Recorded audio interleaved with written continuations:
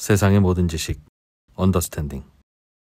자, 요즘 주식시장이 뭐 하루가 다르게 널뛰기 하고 있습니다. 오르락내리락 해서 뭐 기뻤다 슬펐다 도대체 어쩔지 모르겠는데, 그래서 요즘 같은 시장에는 좀 시장 어떻게 봐야 되는지, 저 언더스탠딩이 사실은 뭐 주식시장 얘기 많이 하진 않습니다만 요즘 하도 관심사여서 쭉정이들은 빼고 시장의 현자들만 그래서 어떻게 생각하시는지 여쭤보고 있는데, 오늘은 신영증권의 김학균 센터장님 모시고, 이분은 또 여의도의 현자 아닙니까? 책도 많이 읽으시고 책도 많이 내시고 그래서 김학균 센터장님은 지금 시장 어떻게 보고 있는지 조금 들어볼까 모셨습니다. 어서 오십시오. 네, 안녕하십니까? 어서 오세요. 네, 야, 요즘 하여튼 질문을 진짜 많이 받으실 것 같아요.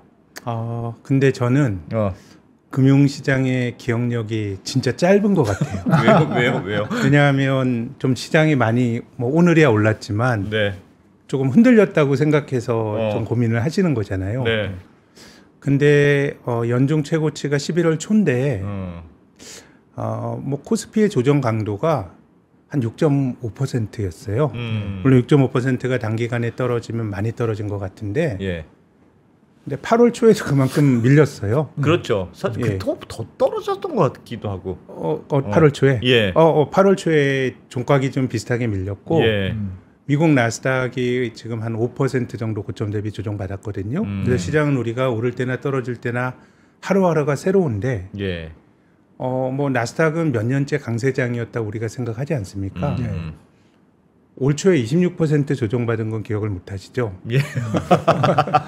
그래서 최근에 이제 조정받은 게 큰 조정의 시발점일 수도 있고 그런 건 모르는 건데, 다만 이제 주가의 흐름에서 본다 그러면 주식이라고 하는 거는 늘 오르고 떨어지는 건데, 참 우리가 지금 당장 보이는 거에 저를 비롯해서 좀 늘 새롭게 보이는데, 좀 시간을 넓혀놓고 보면 또 비슷비슷한 일이, 미국은 지난주에 나스닥 꽤 많이 밀렸지만 올해 전체적으로 보더라도 지난주보다 많이 떨어졌던 날이 한 5번 더 있었고요. 이게 저는 한 2-3달에 한 번 나타나는, 물론 이제 이 조정이 과거처럼 일시적인 조정으로 끝날지 어떨지 알 수가 없지만은 시장의 흐름은 조금 우리가 과거의 기억을 좀 쉽게 망각하는구나, 그런 생각은 갖게 됩니다. 그렇긴 그런데 이제 이번에 조금 사람들이 다르게 느끼는 이유는 그 AI, 이른바 너무 많이 올랐다는 생각이 들어서 그런 것 같아요. 그러니까 누가 어떤 분이 그렇게 말씀하시던데, 가장 무서운 사람이 난 벌을 만큼 벌었다라고 생각하는 사람들이 많아지는 건 정말 무섭다. 하는 게 정말 이거 막을 수가 없다는 거예요. 그럴 수 있죠. 그러니까 지금은 사실은 막 사상 최고치 해서 굉장히 많이 버는 사람들이 꽤 있을 텐데, 그런 사람들이 이 정도 먹었으면 됐어 라고 팔기 시작한, 게다가 AI 버블론이니 이런저런 얘기들이 같이 겹치니까 그래서 더 불안하게 느끼는 것 같습니다. 제 생각에는 버블론은 저같이 이렇게 그 마음이 약한 사람은 미국의 빅테크 기업들은 몇 년 전부터 비싸다고 생각했죠. 근데 그 후로 한 3배 정도 올랐으니까 제가 말씀드릴 자격이 있는 사람인지 모르겠지만 사실 버블론은 늘 있었어요. 그냥, 보기에 따라서 비싸다라고 하는 거는 늘 있었던 건데, 근데 제가 그 미국의 빅테크를 보면서 최근에 나타났던 변화, 이게 꼭 버블론을 입증한다 이건 아닌데요. 메타라는 회사가 어떻게 보면 지금 이제 AI라고 하는 큰 판이 열렸는데, 엔비디아나 SK 하이닉스 같은 회사들은 사실은 그 AI 버블론의 핵심은 아니에요. 지금 저는 오히려 매그니피선트 세븐이라고 하는 인공지능으로 직접 돈을 벌어야 되는 데가 문제거든요. 저는 비유를 하자면은 19세기에 미국에 골드러시가 있을 때 많은 사람들이 꿈을 갖고 금 캐러 갔거든요. 근데 금 못 캐고 죽은 사람도 많고 실패한 사람도 많은데, 그 옆에서 여관하든가 술집 하든가 청바지 만들어 판 사람들은 돈을 벌었다는 거 아닙니까? 그렇습니다. 그러면 엔비디아나 SK 하이닉스는 청바지 만들어 파는 비즈니스예요. 그걸 의심할 게 있어요. 근데 이제 그들로부터 엄청나게 그 칩을 사대는 그 앞단에 있는 회사들이 돈을 얼마나 벌 거냐가 문제이죠. 오픈 AI, 구글 뭐 그럼요. 이런 회사들. 근데 그건 아직까지 뭐 여러 가지 가능성은 있지만 검증은 안 됐는데 예. 제가 최근에 좀 눈여겨봤고 뭐 많은 분들이 거론도 했지만은 메타가 10월 말에 회사채를 발행했어요. 많이 발행. 일단 300억 불인가요? 예. 이게 왜 중요하냐면 뭐 저처럼 제가 뭐 가치 투자자인지 모르겠지만 가치 투자가 굉장히 좋은 철학이라고 생각하는데 예. 워렌 버핏 같은 사람은 사업하는데 돈이 들어가는 걸 별로 안 좋아해요. 뭔가 돈이 많이 들어가고 그걸 통해서 돈을 많이 버는 이런 비즈니스를 안 좋아하고 워렌 버핏이 좋아하는 회사는 시즈 캔디. 예. 뭐 설비 투자도 필요 없어. 그냥 매년 캔디 가격 올리면 되고 예. 애플. 애플은 제가 이 자리에서도 뭐 한 몇 달 전에 말씀드렸습니다마는 자기 자본으로 뭐 설비 투자가 많이 들어간 게 아니고 오히려 번 거보다 주주들에게 더 많이 돌려주는 맞아요. 회사거든요. 예. 근데 보기에 따라서는 메타도 최근까지 그랬어요. 자사주 한 500억 불 작년에 사고 했는데 300억 불 회사채를 발행했어요. AI 투자하겠다고. 네. 그러니까 지금까지는 있는 돈 가지고도 했고 심지어는 잉여 자금을 가지고 이 자사주를 사서 자기 자본을 줄이면서 자본 효율성을 키웠는데 예. 지금 뭐 메타가 어느 자본 배분 정책을 어떻게 가져갈지 모르겠지만 300억 불 회사채 발행하고 자사주를 더 많이 산다? 그건 되게 좀 이상한 거예요. 예. 지금 예. 미국의 금리도 아주 바닥보다는 좀 올라왔거든요. 예. 그러면 이제 지금까지 미국의 빅테크들의 투자는 워렌 버핏의 관점에서 보면 번 거 가지고 하든가 번 거 가지고 하는 거는 자본이 늘어나는 거 아니에요. 예. 내가 현금이 칩으로 바뀌는 거죠. 음. 어떻게 보면 이걸 이제 ROIC 개념, 투하 자본 이익률이란 개념으로 보면 투하 자본은 주주들에게 손 빌려서 증자하든가 예. 아니면 회사채가 발행하는 게 결국 투하 자본이 늘어나는 거거든요. 그렇게 본다 그러면 뭐 이제 메타가 회사채 300억 불을 발행한다 그래가지고 이 AI가 뭐 버블이다 뭐 이런 판단이 내려질 것 같지는 않은데 뭔가 본질적으로 최근 몇 년 동안에 미국 주가가 많이 올랐던 이유가 저는 AI라고 하는 기술 혁신도 있지만 굉장히 주주 친화적인 어떤 정책도 있었다라고 생각합니다. 예. 애플 막 자사주 사서 자기 자본이 줄어들고 스타벅스나 도미노 피자는 아예 빚까지 내서 자사주를 사는데 예. 이 행위가 메타와 달라요. 왜냐하면 스타벅스는 빚을 냅니다. 부채가 늘어나죠. 예. 근데 그걸 가지고 자기 자본을 줄이는 거예요. 그러면 자본의 총량이 늘어나진 않아요. 그러니까 내가 투자한 주주들의 자기 자본 줄이고 예. 타인 자본 부채가 늘어나니까 사업에 투자한 돈은 이제 똑같게 되는 거거든요. 네. 근데 같이 부채를 늘리더라도 메타는 순수하게 부채를 늘리는 거니까 이게 좀 중요한 변화인 것 같긴 합니다. 그래서 지금 나스닥이 뭐 한 5% 내외의 조정, 뭐 우리가 한 두세 달에 한 번 볼 수 있는 조정 받았다고 말씀을 드렸는데 메타 주가는 20% 넘게 밀렸어요. 예. 그렇기 때문에 혹시 좀 관심 있게 보는 주가는 메타의 주가인데 근데 이제 이게 막 이런 흐름이 확산이 됐을 때 좀 어떻게 될 거냐는 조금 뭐 개인적으로 관심을 가지고 지켜보고 있는 포인트 중에 하나입니다. 그게 이제 결국 AI가 사실은 막대한 투자를 하면서 돈도 벌 것이야. 그래야 이제 버블이 아닌 건데 돈은 아직 어떻게 될지 모르겠고 투자하는 돈만 굉장히 많이 드네. 그런 상징도 많이 했죠. 지금도 네. 많이 했는데 번 거 가지고 했고. 근데 이제는 타인 자본까지 조달하면서 네. 버핏이 말한 결국 돈을 번다라고 하는 건 단기 순이익이고요. 그리고 아랫단에 있는 그 ROIC라고 하는 투하 자본이 이제 점점 늘어나는 단계까지 갔는데 예. 저는 최근 미국 기업들이 보여준 자본주의 행태를 자본 없는 자본주의 이런 표현을 쓴 적이 있는데 자본을 계속 줄이는 흐름에서 뭔가 좀 늘어나는 흐름으로 갔기 때문에 조금 상징적인 변화인 것 같기는 해요. 근데 이제 뭐 이것 때문에 뭐 주식이 AI 뭐 버블이 뭐 붕괴가 된다. 예. 뭐 이렇게 말하기는 힘들 것 같고 예. 뭐 결국 믿음의 문제잖아요. 이게 뭐 몇 년 후에 돈을 벌지 안 벌지 그걸 어떻게 알겠어요. 그냥 사람들이 믿으면은 그렇게 시세가 가는 건데. 예. 그래서 제 생각에는 그 사람들의 믿음에 영향을 줄 만한 요인이 뭘까? 그게 금리 같아요. 금리. 예. 예. 앞서서 제가 올해 초에 미국의 나스닥이 우리가 기억을 못하지만 한 25% 가까이 밀렸다고 말씀을 드렸는데 예. 그때도 미국의 10년짜리 국제 수익률이 한 4.1에서 4.8까지 올라갔어요. 예. 네. 그래서 이자율이 높아지게 되면은 결국 이자율이라고 하는 거는 미래에 벌어들일 기업 이익을 상당히 좀 그 가치를 낮추는 거죠. 네. 할인율이라고 하는데 네. 네. 그리고 또 뭐 메타가 지금 회사채까지 발행해서 자금 조달하는데 자금 조달 비용도 높아지는 거거든요. 그래서 이게 좀 깨지는 거는 결국 이 메타가 돈을 벌지 못 벌지, 오픈 AI가 돈을 벌지 못 벌지, 이거는 늘 회의가 있고 예. 지금 뭐 마이클 버리라는 사람이 엔비디아에 대해서 뭐 숏을 치고 쇼 쳤다면서요. 너무 불안해요. 근데 그런 일은 늘 있어요. 예. 네, 늘 있어요. 그 사람이 2008년도에 금융주에 숏을 쳐서 돈을 벌었다 그래서 예. 뭐 이번에도 돈을 번다라고 하는 뭐 그런 인과성은 전 없다고 생각해요. 버블에 대한 걱정은 늘 있었고 지금 제기되는 거는 본질적으로 우리가 1년 전, 1년 반 전에 들었던 것과 다르진 않아요. 예. 다만 주가가 많이 올랐기 때문에 더 엄격한 기준으로 보는 게 중요할 것 같은데 네. 저는 사실 버블론은 뭐 사실 보기에 따라서 일종의 믿음의 문제라고 생각하는데 거기에 영향을 주는 거는 저는 금리일 것 같아요. 금리. 예.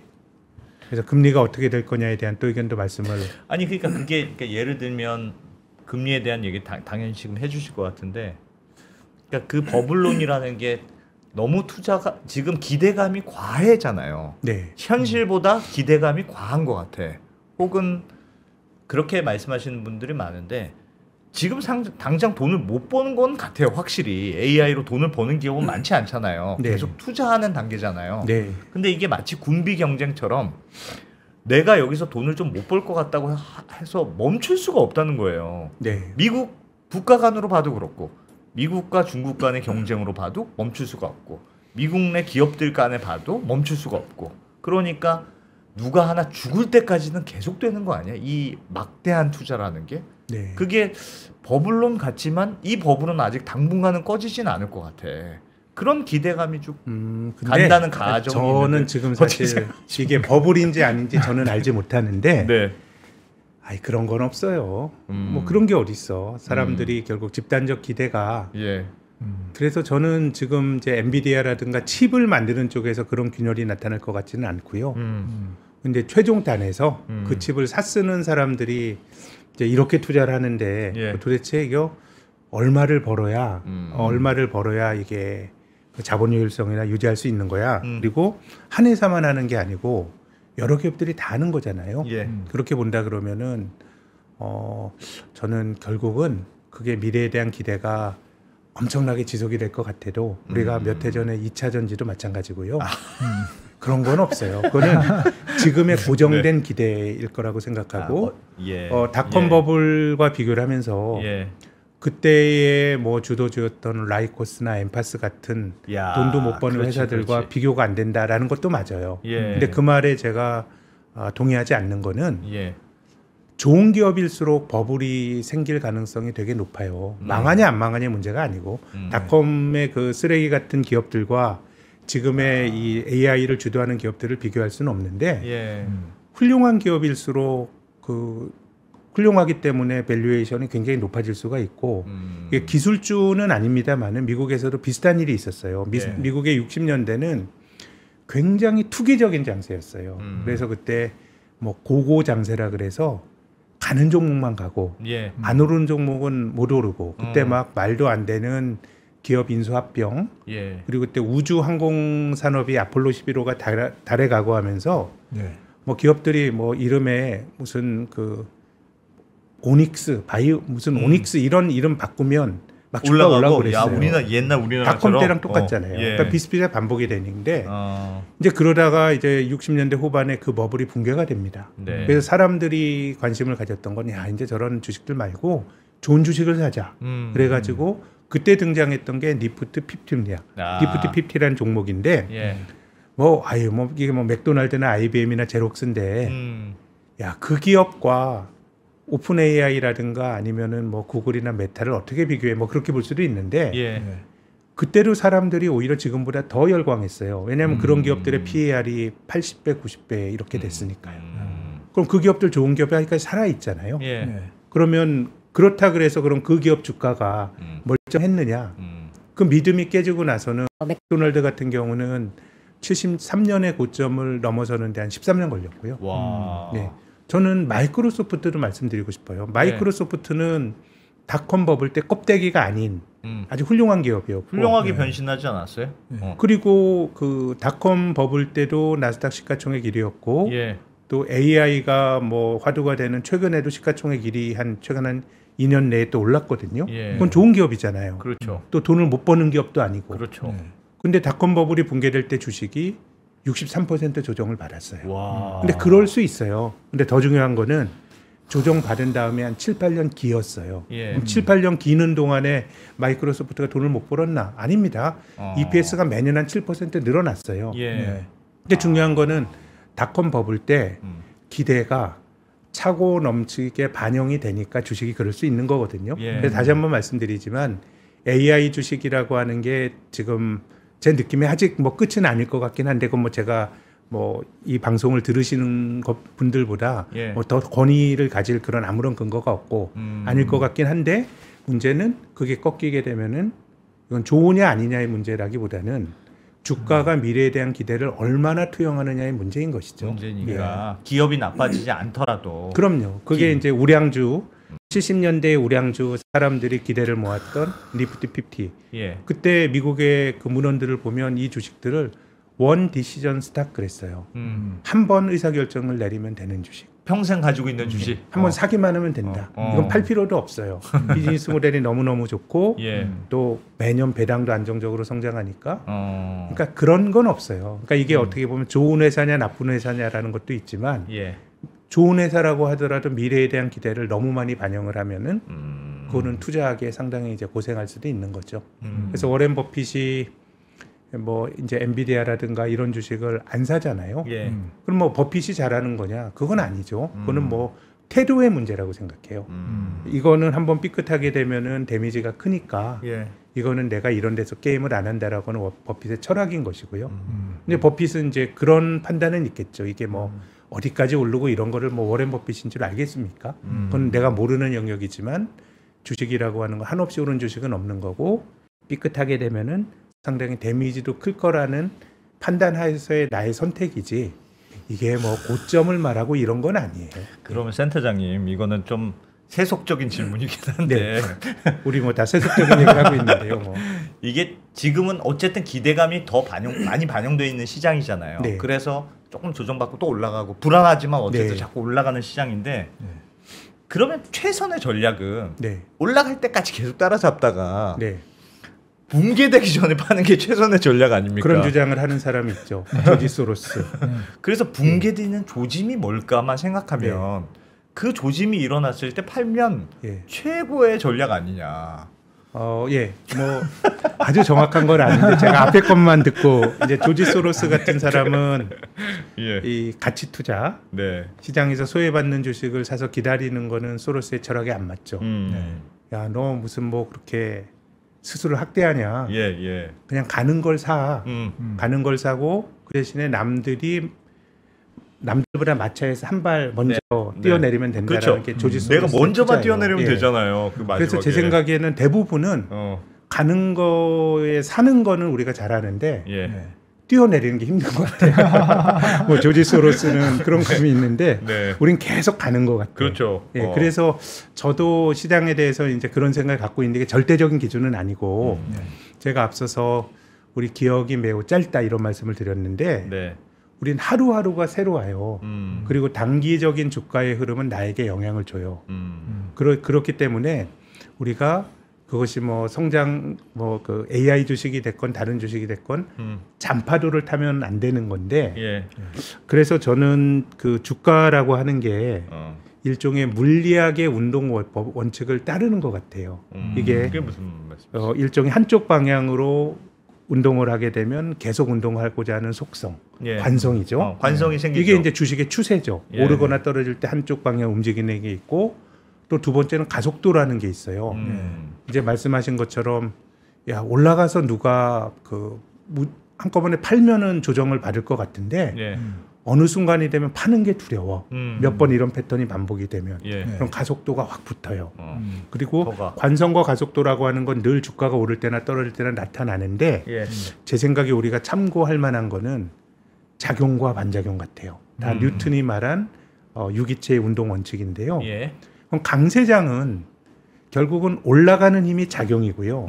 조정받는 힘이 반작용이에요. 그렇죠. 그러면 전체적으로 올라가는 힘이 강하려면 작용은 오를 땐 많이 오르고 조정은 조금 받는 게 강세장의 리듬이에요. 그렇죠. 강세장의 리듬인데 그렇기 때문에 우리가 뭐 앞서 말씀드린 것처럼 뭐 이러다가 시장이 뭐 제대로 꺾일 수도 있지만은 잔파동에 너무 연연하면 안 될 것 같아요. 예. 그렇기 예. 때문에 그럼 강세장인데 작용보다 반작용이 크면 네. 그럼 이제 이건 의심을 해봐야죠. 하락장으로 아까 제가 사실은 안 대표가 말씀하신 거를 예.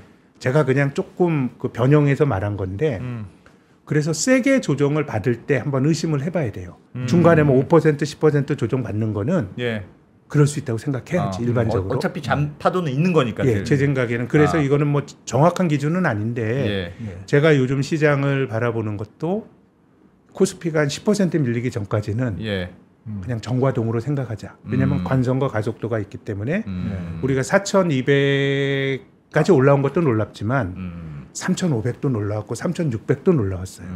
그렇기 때문에 조정이 어느 정도 있을 때까지는 버티자인데 근데 이제 종합주가 지수가 10% 조정받으면 못 팝니다. 대부분은 그래서 망하는 거예요. 그래서. 고점이 내 본전이 되는 것 같고 네. 그래서 미국의 빅테크 기업들은 저는 진폭이 너무 큰 것 같아요. 한 20에서 25% 조정 받고도 엔비디아 같은 경우는 다시 회복이 되는 복원력을 보여줬기 때문에 이게 뭐 절대적인 기준은 아니고 너무 기계적으로 할 필요도 없다고 생각하는데 기본적으로 우리가 하는 버블이나 이런 얘기들이 사실 답이 없는 얘기예요. 네, 보기에 따라 그렇게 볼 수 있고 버블이라고 하더라도 이게 언제 터질지 알 수 있다고 생각하면 안 돼요. 그렇겠죠. 그렇기 때문에 약간 기계적인 기준을 세워두는 게 좋을 것 같은데 저는 미국의 빅테크 기업들은 뭐 한 25% 그리고 한국 시장은 한 10% 이 정도가 됐을 때 한번 진지하게 고민을 해볼 필요가 있다. 이게 계속 가는 방향인 거냐 아닐까? 그러니까 본질적으로 아까 말씀드린 것처럼 버블이냐 아니냐는 버블은 계측하기도 힘들고 지나봐야 하는 거니까 버블이 훨씬 부풀어 오를 수도 있어요. 최근에 미국의 그 파월 의장도 미국 기술주가 좀 걱정된다라고 얘기를 했고 희한하게 요즘은 중앙은행 총재들이 주식시장이 조정을 받았을 때 부작용을 많이 얘기를 해요. ECB 총재도 얘기를 했는데요. 닷컴 버블이 있을 때 앨런 그린스펀 당시 연방준비제도 의장도 96년 12월에 비이성적 과열이라 그랬어요. 그 유명한 말이었죠. 근데 앨런 그린스펀이 그 말 하자 주가가 조정을 받았어요. 근데 나스닥의 진짜 정점은 2000년 3월이었어요. 4년 3개월. 결국은 맞았지만 제가 이 말씀이 더 오른다로 들으시면 안 돼요. 저는 그걸 알 수가 없어요. 알 수가 없는 것이고 어차피 그런 거라 그러면 시장이 주는 신호. 어차피 시장의 기대값의 합이니까. 비슷한 의미에서의 이 제가 뭐 기술적 분석의 전문가는 아닙니다만은 증시 격언 중에 주식을 머리가 아니라 어깨에서 팔란 얘기가 있잖아요. 이 얘기는 겸양의 미덕을 하는 말이 아니에요. 내가 주식을 10,000원에 샀는데 한 30% 올랐어요. 야, 벌만큼 벌었으니까 이게 어깨니까 팔자는 얘기가 아니에요. 그거는 내가 어깨라고 생각했지만 어깨가 아니라 옆구리일 수도 있어요. 그렇죠. 관성과 가속도를 가지고 운동을 하니까 이때의 어깨는 떨어지는 어깨, 올라간 어깨가 아니고 고점을 치는 거 보고 어느 시점에서 판단을 하자라는 얘기예요. 주가가 떨어질 때도 마찬가지죠. 우리가 뭐 많이 빠졌으니까 저가 매수를 해요. 근데 이게 바닥인 줄 알았더니 뭐 지하 1층, 지하 2층 이런 경우들 투자하시려면 겪으시잖아요. 그때의 그 바닥에서 사지 말고 무릎에서 사라는 것도 고점 대비 많이 빠졌으니까 사라는 얘기가 아니에요. 바닥을 치고 돌아가는. 뭔가 그렇지. 그 주가의 운동 원칙이 바뀌는 걸 보고 사라는 얘기예요. 운동의 법칙이. 맞아. 그렇기 때문에 이것이 제가 절대적인 기준 절대로 아니고 모르는 입장에서는 그런 기준이 제 생각에는 이게 버블이냐 아니냐 논의하는 것보다 조금 더 낫지 않을까. 왜냐하면 다시 말씀드리지만 이것이 설사 버블이더라도 언제 터질지는 모르는 일이니까요. 그거 관련해서 금리 아까 전에 금리 말씀 잠깐 해주셨는데 지금은 어쨌든 금리를 자꾸 내리는 추세에 있는 것으로 보이잖아요. 크게 봐서는 물론 생각보다 좀 빨리 안 내리네 그럴 수는 있습니다만 어쨌든 지금은 연준도 금리를 좀 내리는 큰 틀의 흐름에 있으니까 이런 상황에서는 그래도 시장이 어쨌든 유동성이 더 풍부해질 가능성이 있고 그러면 주식시장에는 좀 유리한 환경이 아닐까 계속? 그렇게 보는 건 어떻습니까? 저는 크게 보면 지금까지 시장이 그렇게 왔다고 생각합니다. 뭐 실물 경제나 이런 걸로 뭐 주가를 설명하기는 힘들고, 뭐 나름대로 그 안에서 괜찮은 종목들이 올라간 건 맞지만, 지금의 뭐 주가의 레벨이라고 하는 게 뭐 경기를 반영하고 있다 이렇게 말하기는 힘들고요.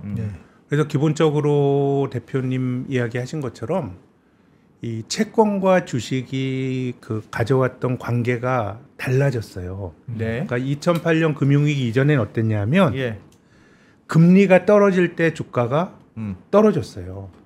경기가 나쁘니까 주가도 떨어진다? 그럼 그 경기를 봤던 거죠. 경기가 나쁘니까 사람들을 뭐 기업의 투자 수요나 이런 것들이 줄어들면서 금리가 떨어지고 주식도 경기를 보니까 주가가 떨어진 거예요. 근데 금리가 떨어진다라고 하는 건 채권 가격이 올라간다는 얘기잖아요. 그렇기 때문에 경기가 나쁠 때는 안전자산인 채권이 뜨고 주식이 가라앉으면서 나름의 대체성을 가진 분산 투자가 가능했고 금리가 올라갈 때 주가가 올라가요. 뭐 우리가 뭐 연준이 닷컴 버블 끝났을 때 2001년부터 2003년까지 금리 내릴 때 주식은 줄창 떨어졌고요. 2004년부터 2007년까지 금리 올리는 과정은 주가는 올라갔어요. 역시 반대의 경우로 실물 경제가 매개가 되니 경기가 좋으니까 주식 올라가는 건 당연한 일이고요. 투자 수요가 늘면서 돈의 가치인 금리가 올라가는 것도 맞는 일이에요. 그럼 그거 왜 달라질까요? 요즘 말씀하셨던 대로 배드 이즈 굿이라고 그러잖아요. 근데 지금은 돈이 너무 많이 풀려서 그래요. 그냥 많이 풀린 게 아니고 너무 많이 풀렸어요. 지금은 그때와 달리. 그럼 그때를 한번 얘기를 해볼까요? 사실 금리라고 하는 거는 기본적으로 돈의 가격이지 통화량을 결정하는 건 아니에요. 돈의 양과 돈의 가격 금리는 정확히 일치하는 건 아닌데 근데 일반적으로 금리가 낮을 때 뭐 유동성도 풀리고 이건 맞는데 우리가 돈이 많이 풀렸다고 하는데 그러면은 많이 풀린 기준이 뭐냐? 그 기준이 실물 경제 대비 돈이 얼마나 많이 풀렸나가 합당한 기준 같아요.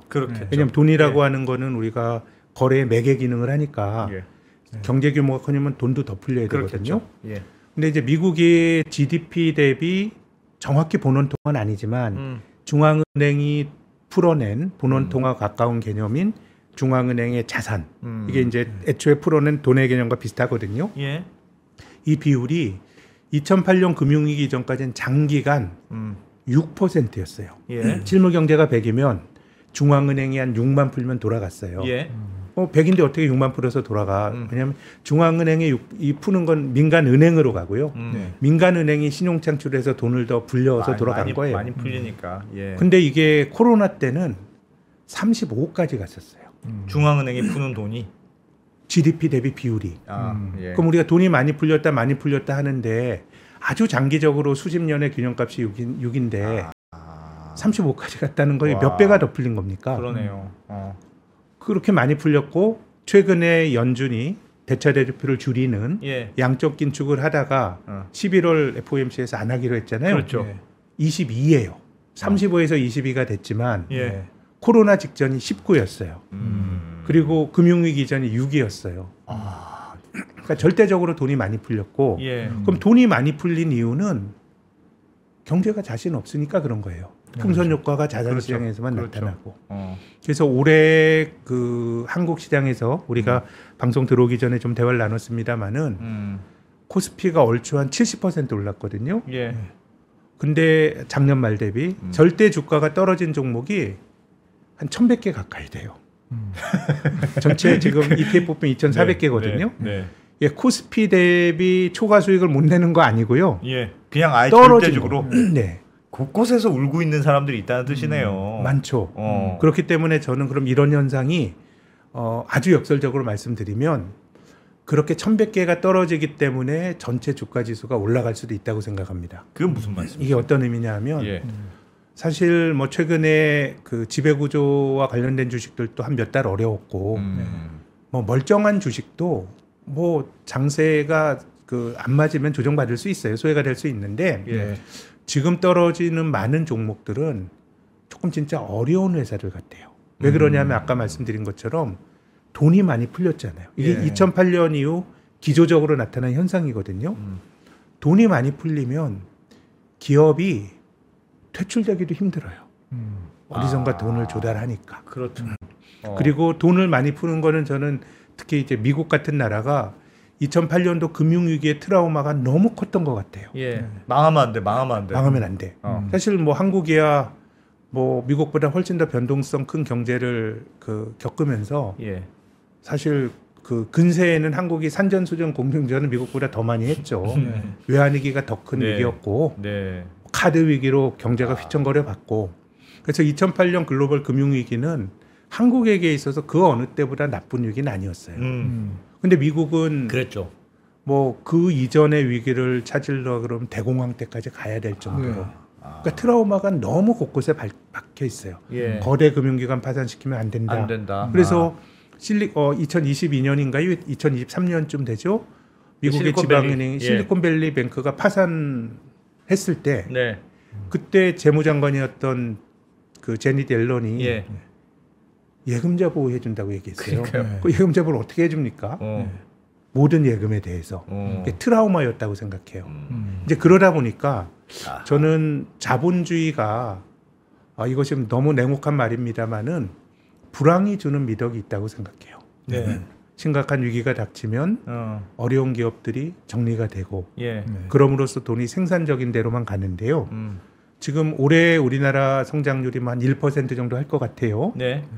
이게 역대 5번째로 낮은 성장률입니다. 그러니까 우리가 경기가 둔화가 되는 걸 느끼는데 예.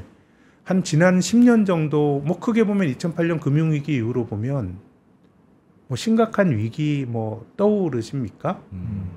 제가 직장 잡고 다음 해에 외환위기. 아이고. 2년 지났더니 네. 2대 재벌이었던 대우그룹 파산. 파산. 또 2년 지났더니 현대그룹 유동성 위기. 아하. 또 2년 지났더니 카드 위기. 사실 한국이 워낙 다이내믹스가 있었지만 실은 인생이나 경제나 네. 그런 굴곡이 있는 거예요. 맞아요. 네. 근데 그런 굴곡이 배제되다 보니까 결국 중간에 필요한 구조조정도 안 된 거예요.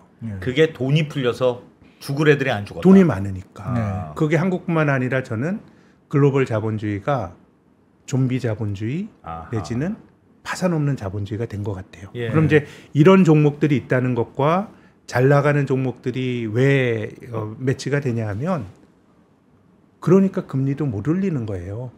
중간중간에 뭐 덜어내야 문제를 예. 해결하는 거죠. 예. 지금 한국도 뭐 자영업의 문제는 뭐 이렇게 쉽게 말할 거 절대로 아닙니다만은 네. 이게 손을 대기가 힘들어요. 그렇죠. 계속해서 뭔가 이제 누적이 되니까요. 예.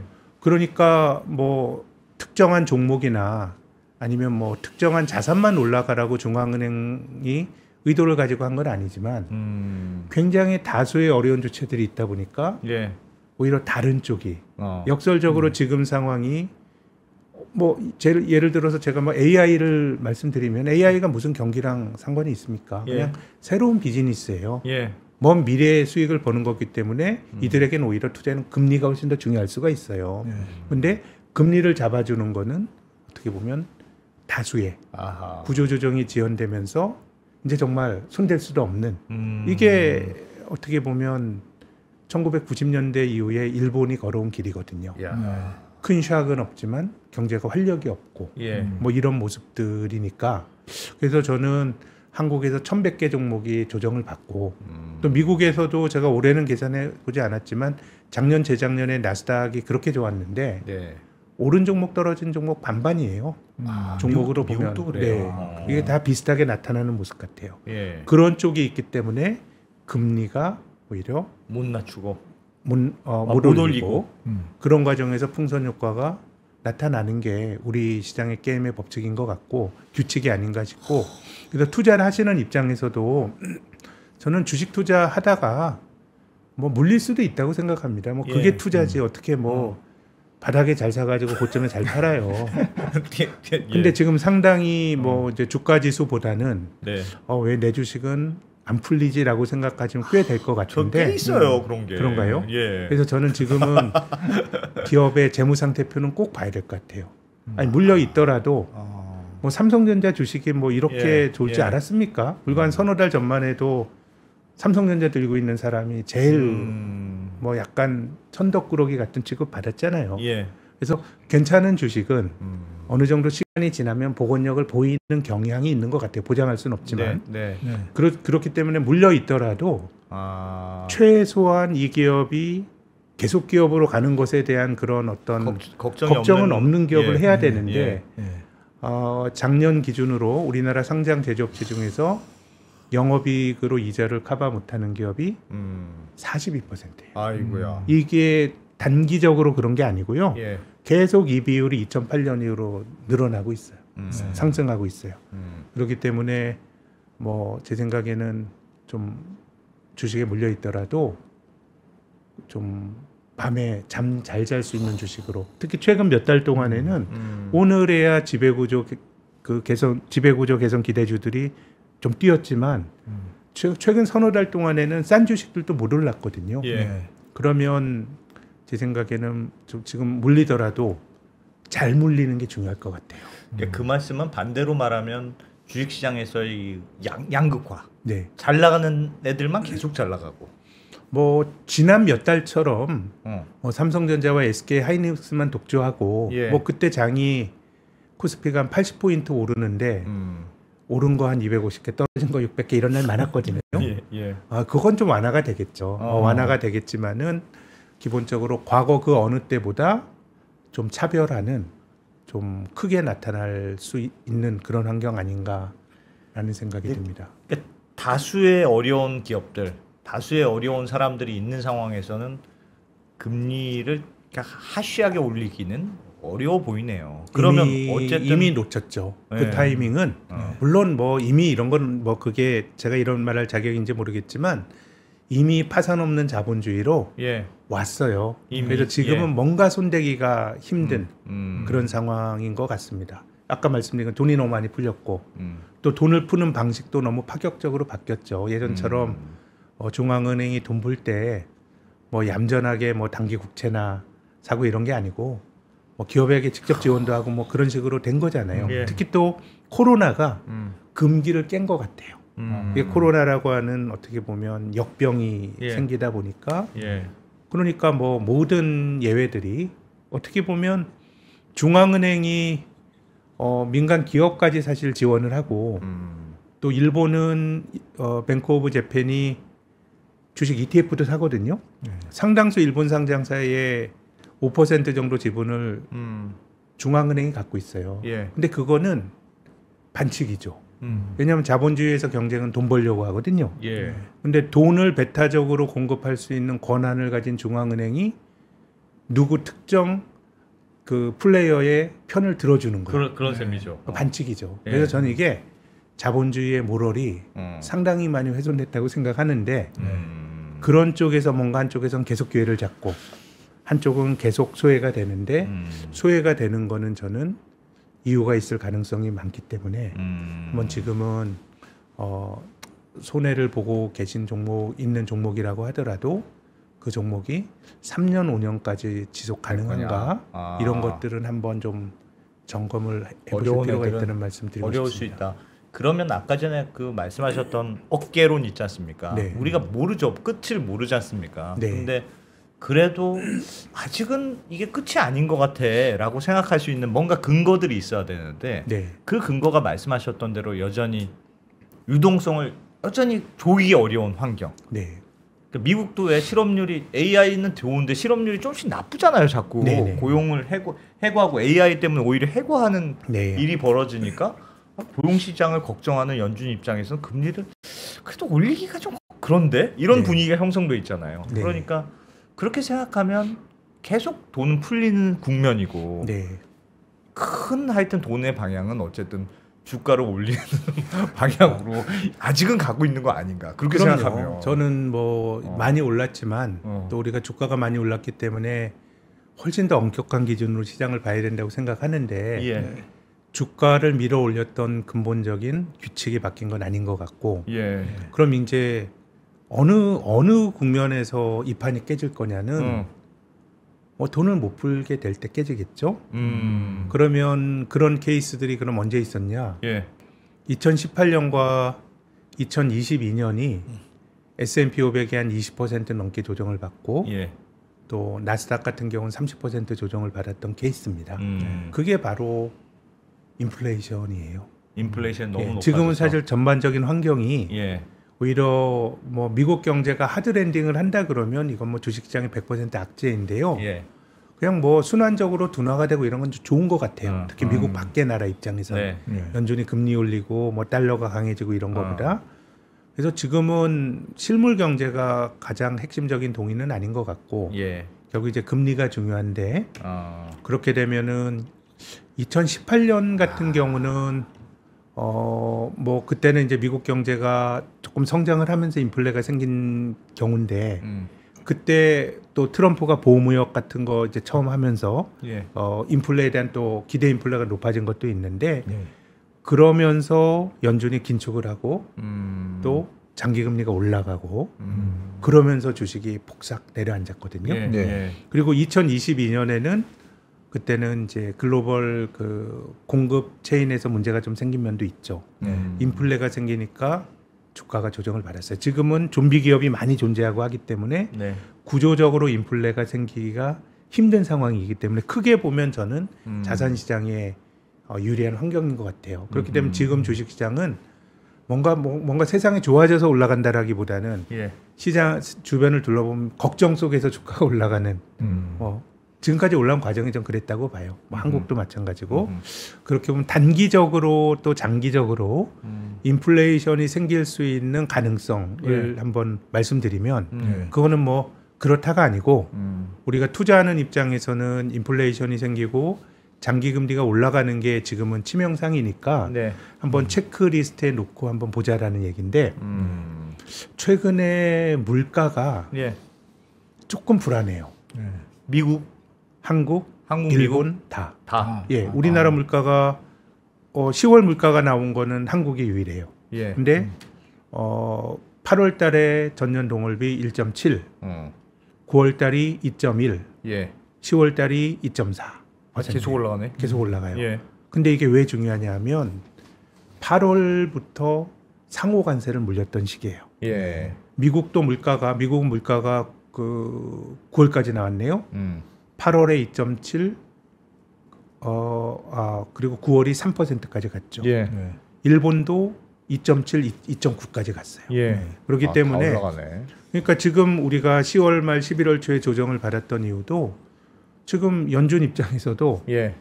이게 12월에 금리를 낮출 것에 대한 좀 걱정이 좀 있는 거잖아요. 그렇죠. 그래서 아까 대표께서 연준이 금리를 낮추는 사이클이다 이런 말씀은 맞는데 네. 연준이 이번 사이클에서 처음 금리를 낮춘 게 작년 9월이에요. 예. 한꺼번에 빅스텝 했죠. 50bp 예. 낮추고 10월과 12월에 금리를 낮췄어요. 예. 그리고 금리를 안 낮췄잖아요. 9월까지. 그 기대가 금리를 낮출 거란 기대가 어긋나면서 조정받은 게 1월 달에 아까 말씀드렸던. 예.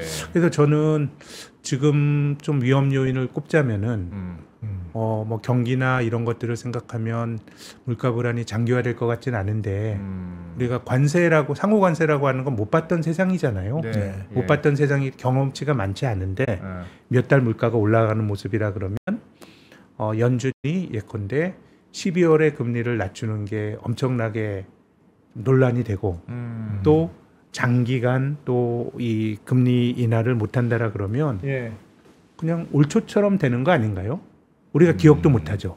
그렇지만은 예. 꽤 센 조정이죠. 그러니까 단기 조정이라고 할 때 굉장히 센 조정이 나타날 수 있기 때문에 지금은 물가가 되게 중요하다. 물가가 중요하다. 물가가 더 올라갈 수도 있다고 보세요. 어떻게 올라간다라는 의미보다는 이걸 우리가 예측하는 예. 경험치가 8월부터 들어간 상호 관세 이후의 세상이기 때문에 네. 이코노미스트의 추정치나 이런 것들이 상당히 불안할 수 있는데 예측의 신뢰도가 떨어질 수 있고 예. 다만 이제 8월, 9월 달, 10월까지 어쨌든 물가가 좀 불안하게 움직였지만 글로벌 금융시장이 동요하지 않았던 이유는 파월 의장이 8월 말에 잭슨홀 컨퍼런스에서 정리를 해줘서 그래요. 네. 나는 물가가 불안할 수 있다고 본다. 그렇지만 이건 관세 효과 때문에 일시적인 효과, 일 가능성이 높다고 본다고 했기 때문에 크게 동요를 안 했는데 예.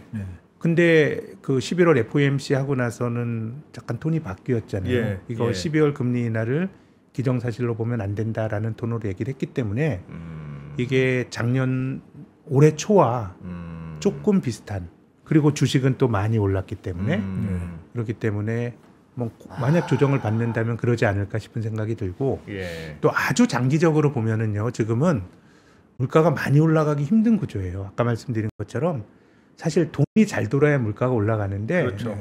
이게 좀비 자본주의에서는 돈이 맞습니다. 가더라도 뭔가 네. 잠기는데 예. 저는 그런 점에서 보면 이제 트럼프 대통령이 연준을 자기 입맛에 막 복속시키려고 하는 게 이 디벨로퍼 출신의 대통령이 금리 낮추라 하는 게 금리가 중요한 세상에서 주식시장이 친화적일 것 같지만 연준의 독립성을 너무 훼손해서 인플레 파이터로서의 중앙은행의 기능이 훼손이 되면 예. 이게 문제가 생길 수 있어요. 그래서 경기가 나빠질 때는 물가도 올라가기 힘든데 네. 그 현상이 70년대에 있었거든요. 70년대 소위 말한 스태그플레이션이라고 하는 걸로 금리도 올라가고 주식도 깨지는 지금과 비슷한 상황이 벌어졌는데 저는 70년대 스태그플레이션도 닉슨이 임명했던 아서 번스라는 사람이 예. 상당히 뭐 그냥 정치 권력에 복속을 했고 또 닉슨 대통령도 지금 트럼프 같지는 않지만 뭐 관세 올리고 막 그런 일 했어요. 예. 막 동맹국에게 아하, 국방 맞아, 우리나라 맞아. 주한미군 예. 철수 이슈가 처음 나왔던 게 닉슨 때였어요. 아, 되게 비슷하네요. 네, 굉장히 유사해요. 물론 이제 지금 트럼프가 하는 강도가 제 생각에 닉슨보다는 한 서너 배 더 센 건 맞기 때문에 네.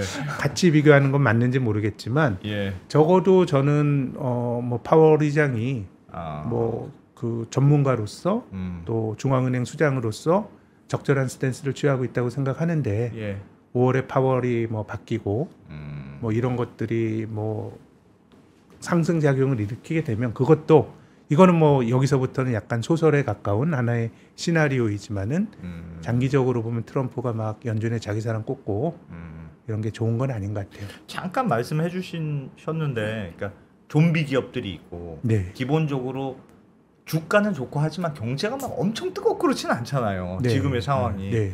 그렇게 보면 인플레이션이 그렇게 올라가니까 또 하나는 막 그 많이 나왔던 논리 중에 하나가 AI가 주가도 올리지만 AI가 결국 생산성을 높여서 물가를 낮출 것이다. 그런 주장도 한참 저는 거기는 요즘 쏙 들어가긴 했습니다. 그럴 수도 있는데 한참 그런 얘기는 있었어요. 조금 도전적인 주장 같아요. 그거는, 왜냐하면 AI가 생산성을 높인다는 거는 예. AI로 인해서 절감되는 노동력이 예. 다른 생산적인데 가야 생산성이 높아져요. 그렇죠. 예. 근데 지금은 오히려 생산성이 있는 대로 가기보다는 이것도 하나의 가정인데 기본소득의 세상이 더 가깝지. 오히려 거기서 예. 물러난 사람들이 생산적인 간다란 주장은 아. 굉장히 지금 상황에선 도전적인 주장 같아요. 아. 그 사람이 다른 데 가야 생산성이 이제 높아지는 게 되는 거거든요. 그렇게 본다 그러면은. 아. 근데 뭐 이제 기술의 진보가 예. 인플레이션을 뭐 억제했던 사례들은 맞는 말이에요. 많죠. 예. 닷컴 버블 90년대 그 IT 혁명도 그랬고. 예. 그래서 이게 참 어디까지 갈 거냐가 참 궁금하긴 합니다.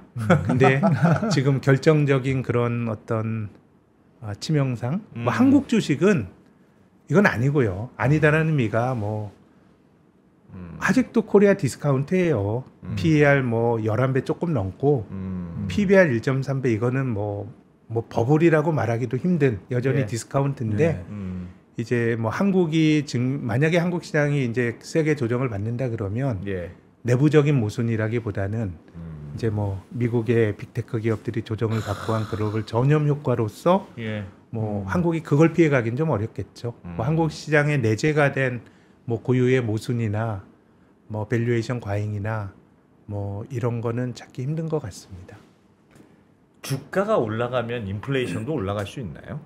제가 왜 이 말씀 드리냐면 그 그 오늘장가 어제장가 월스트리트저널에 무슨 기사가 났냐면 미국의 은퇴자들이 S&P 500 같은 주식 투자를 많이 해놨는데 주가가 높아져서 네. 야 기분 좋다. 그리고 요즘 차 바꾸고 집 사고 난리라는 거예요. 네. 그런 엄청 기사를 써놨던데 근데 사람들 기분이 좋아져서 소비를 하기 시작했다. 근데 그 주장은 네. 이제 최근에 미국 고용도 조금 삐끗되고 제 생각에 일부가 그런 것들이 이제 기사가 나왔을 수도 있을 것 같은데 네. 네. 뭐 미시간대 소비자 신뢰 지수의 아주 침체나 이런 걸 생각을 하면 조금 정말 그런가 한번 의심은 해봐야 될 것 같고 다만 이제 자산 효과는 있어요. 근데 이 주식이 자산 효과가 부분적으로는 있지만 그게 인플레를 만들 정도의 그런 자산 효과는 없는 것 같아요. 그게 좀 소수라서 그럴 수 있겠네요. 그럼요. 그거는 사실 지난 10여 년의 과정이 자산 인플레는 나타났지만 실물 경제에서의 물가는 상당히 안정적인 세상 우리가 10수년 보여왔기 때문에 네.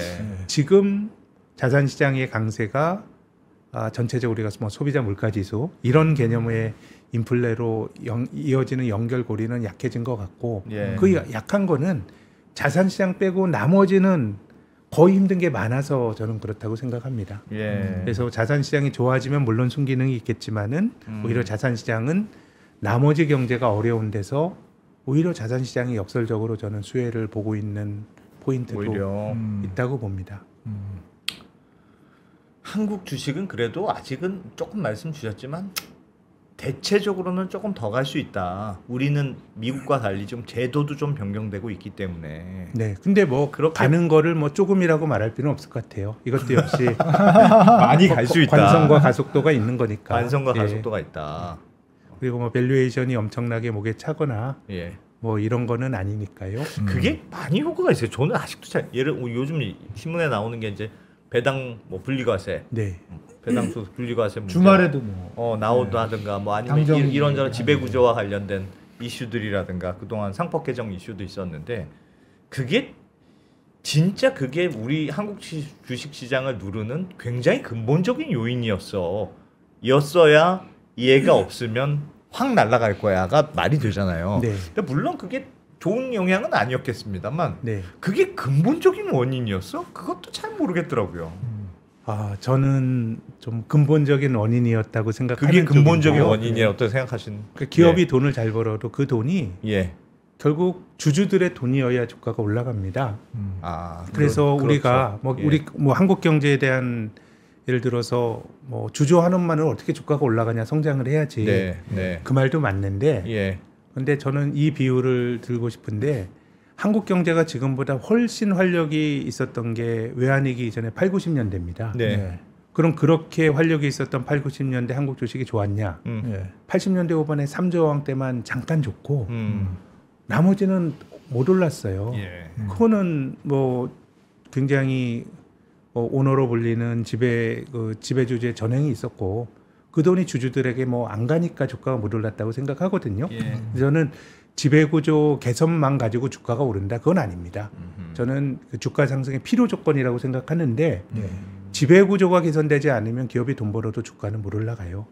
저는 일본 주식이 올라간 것도 그렇고 뭐 동북아 나라들이 비슷한 문제의식을 가졌던 것 같은데 지금 우리 혼자서만 지금 남들 안 하는 실험하는 건 아니고요. 예. 대만은 훨씬 급진적으로 했고 그랬다면서요. 일본도 예. 10여 년 동안 했기 때문에 예. 저는 이 실험은 상당히 실패할 리스크가 적은 거 아닌가라고 생각합니다. 그렇게 보면 뭐 한국이 다른 데 올라갈 때 뒤처지지는 않지 않을까.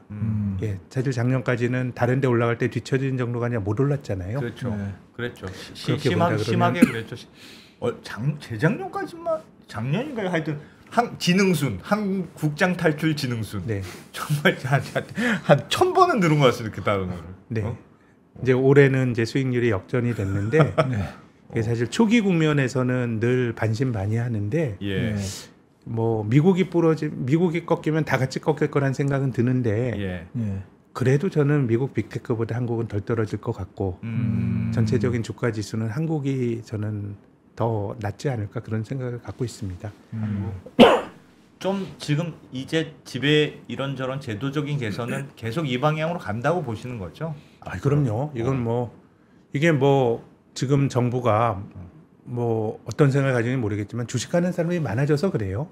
600만 명 하다 5년 사이에 1,400만 명이 갔다 그러면 뭐 이 정책의 방향은 비가역적이고 또 너무 뭐 주식에 신경을 쓰는 거 아니냐라는 해석도 있는데 뭐 국민들이 주식에 이해관계가 노출이 된 국민들이 많아지면 또 정치가 거기에 대해서 성실하게 진지한 의제로 또 대하는 거는 또 그게 정치의 저는 본령이라고 생각합니다. 저는 개인적으로 궁금한 게 우리나라는 왜 제 주변에서도 그렇고 뭐 2%도 그렇고 부동산에 뭐 몰빵돼 있지 않습니까? 대체로 대부분의 자산이 그냥 집 하나 있는 사람은 빚 주고 사니까 그냥 부동산이 거의 다야. 나머지 요만큼 주식하는 거야. 이런 상황인데 결국은 근본적으로 사실은 주식시장이 올라가려면 부동산에 있는 돈들이 결국 주식시장 와야 돼. 그렇게 말씀하시는 분들이 많던데 그런 정도가 되려면 얼마나 제도로 개선? 지금은 아직 전혀 그런 것 같지는 않잖아요. 그럼요. 이게 저는 단기간에 어려울 거라고 봐요. 주식도 주식이지만 부동산은 필수제고요. 뭐 주식 안 하고 살더라도 집은 주식보다 훨씬 필요하잖아요. 그래서 뭐 주식만 오른다고 될 일도 아니고 부동산에 대한 기대 수익률도 좀 조정이 돼야 되고 다만 뭐 주가 지수가 뭐 4천 왔는데 이게 꼭 뭐 머니무브가 또 나타나야만 오른 건 또 아니에요. 글로벌하게 유동성이 많고 그러면 또 외국인이 주식 사는 것만으로도 그런 주가가 상당히 올라갈 수 있다고 생각은 하는데 이게 뭐 부동산에서 주식으로의 머니무브는 상당히 시간이 많이 필요하지 않을까라는 생각은 듭니다. 금방 바뀌진 않을 것 같아요. 뭐가 필요할까요? 주식은 주식대로 뭔가 장기적으로 뭔가 믿음을 줘야 되고요. 우리 주식이 89년 3월에 1000포인트 갔어요. 2000포인트 2배 올라간 게 2007년 18년이에요. 2000에서 4000까지 온 것도 18년 걸렸네요. 18년? 와. 저는 뭐 이번에 만약에 8000이라고 하는 게 갈지 안 갈지 모르겠지만 8천이야 진짜 너무 멀어 보인다 정말. 18년보다는 적게 걸릴 것 같긴 한데 너무 그렇게 오른 다음에 조정한다 그러면 이건 사실 주식으로 돈이 오기 어렵고요. 주식은 주식대로 잘 돼야 되고 또 부동산에 대한 기대 수익률도 조정이 돼야 머니무브가 나타날 거라고 보고요. 그러면 시간이 꽤 필요하지 않을까 생각합니다. 그게 되려면 그렇죠. 진짜 장기적으로. 알겠습니다. 백 팀장님 뭐 궁금하신 거 없습니까? 나 혼자 물어본 거 같네 거의. 저는 주말에 나온 그 주식 배당 과세 정책이 혹시 아까도 살짝 물어보셨는데 어떨지 어떤 영향이 있을지 뭐 그래도 뭐 지배주주와 소액주주들 이해관계 일치에 저는 그 뭐 대주주들이 많이 가져간다 이 말도 맞는데 우리가 주식시장에서 벌어지는 일은 일주일표예요. 한 주의 가진 가치를 비례적으로 인정하는 게 전 중요하다고 생각하고 우리가 지배구조에 대한 이야기를 하는 것도 지배주주들이 일주일표가 아니고 한 주 가지고 서너 주의 영향력을 행사하려고 하니까 문제가 되는 거거든요. 그러면 작년에 우리나라 기업들이 배당을 43조 원 줬어요. 근데 일본이나 대만, 중국보다 배당이 낮거든요. 그럼 뭐 한 90%를 그 뭐 10% 주주에 다 가져간다고 가정을 해보겠습니다. 그럼 얼마 가져가는 건가요? 뭐 한 39조 이렇게 가져가는 거네. 그렇죠. 근데 우리가 전 국민에게 소비 쿠폰 준 게 13조 원이에요. 그러니까 배당이 늘어났을 때 국민 경제가 받을 수 있는 효과는 매우 크기 때문에 엄청나네 그렇게 하니까. 이게 저는 굉장히 소비 쿠폰 여러 번 뿌리는 일을 시장의 자율적인 힘으로 할 수 있는 거기 때문에 뭐 세율이 어떻게 결정될지 모르겠지만 배당이 늘어났을 때 나올 수 있는 긍정적인 효과가 저는 꽤 크지 않은가 그런 생각입니다. 우리 배당을 너무 조금 주긴 했잖아요 그동안. 너무 조금 주죠. 미국과 비할 바는 아니지만 2007년 이후로 보면 배당 성향이 대만보다 높았던 거 한 번도 없어요. 일본보다 높았던 거 딱 한 번. 사회주의 중국보다 높았던 경우도 딱 한 번. 뭐 꼭 배당이 능사는 아닙니다. 기업이 투자할 때 있으면 투자해야 되는데 뭐 배당을 못 주면 거기에 대해서 이제 상장사들이 소명을 해야죠. 이건 우리가 이 돈을 가지고 뭘 할 거야. 이런 소명을 하는 이런 어떤 주주들을 신경 쓰면서 하고 서로 간의 어떤 커뮤니케이션이 절대적으로 중요한데 이제는 뭐 상장사들이 주주들을 신경 쓰는 여러 가지 움직임들이 많이 느껴지거든요. 저는 긍정적인 변화가 이미 시작되고 있다고 생각합니다. 배당 그렇죠. 그런 제도들이 또 조금 우리 주식시장을 좀 하여튼 뭐 주식시장 높아지는 건 많은 사람들한테 좋은 것 같아요. 네. 조금 더 아직은 워낙 부동산 비중이 너무 커서 주식시장으로 조금 더 많은 돈 들어와도 괜찮지 않을까? 개인적으로는 약간 그렇게 생각하는데. 네. 알겠습니다. 하여튼 금리를 잘 봐야 된다. 네. 그 미국의 물가 상황 잘 봐야 된다. 약간 굳이 잘 보려면 그걸 좀 열심히 보면 되겠군요. 네, 물가보다 또 장기 국채 금리 물가를 또 반영해서 매일매일 움직이니까 예. 아침에 일어나시면 미국의 10년짜리 국채 금리가 얼마나 움직였나 아하. 이런 것들 좀 확인하시는 것도 좀 좋은 습관일 것 같습니다. 요즘 10년 국채 금리 좀 오르고 있던데. 그러니까 최근에 주식이 조정받은 거예요. 파월이 뭐 그 네. 얘기하면서 금년 1월에도 그 비슷한 균열이 나타났으니까 예. 지금 좀 금리를 잘 봐야 될 국면 같습니다. 알겠습니다. 알겠습니다. 자, 조금 정리가 되는 그런 기분이 들었습니다. 신영증권의 김학균 센터장님 잘 들었습니다. 고맙습니다. 감사합니다. 네, 고맙습니다.